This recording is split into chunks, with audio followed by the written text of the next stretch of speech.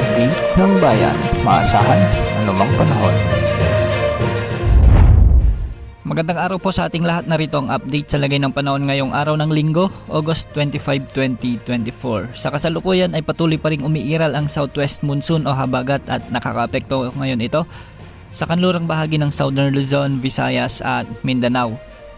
Samantala may bagyo pa rin tayong minomonitor sa labas ng ating area of responsibility at ito si Bagyong Shanshan. Huli itong namataan ng pag-asa sa silangan ng extreme northern Luzon. Malayo ito sa ating area of responsibility at kikilos na ito patungo sa southern Japan. Dahil sa umiiral na southwest monsoon o habagat, patuloy na makakaranas ng maulap na kalangitan at kalat-kalat na pag-ulan na may kasamang pagkidlat pagkulog ang ilang bahagi ng Mimaropa, Western Visayas, Negros Island Region, Zamboanga Peninsula, Soxargen at BARMM.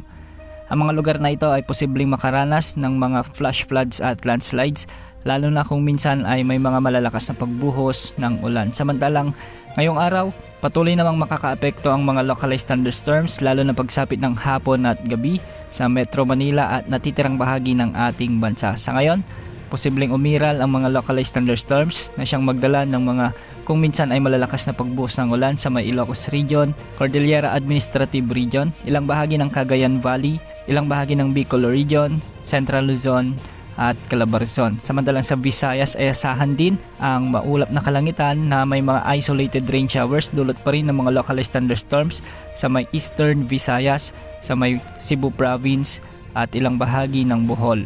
At sa Mindanao, asahan din ang ganitong panahon lalo na sa may Northern Mindanao, Caraga Region at ilang bahagi ng Davao Region. Sa ngayon wala ring nakataas na gale warning sa mga karagatang sakop ng ating bansa. Ngunit asahan ang mga bahagyang maalong mga karagatan dulot pa rin ng southwest monsoon sa bahagi ng Southern Luzon, Visayas at Mindanao.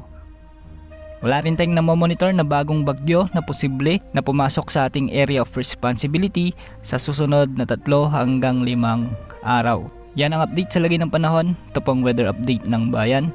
Maasahan anumang panahon.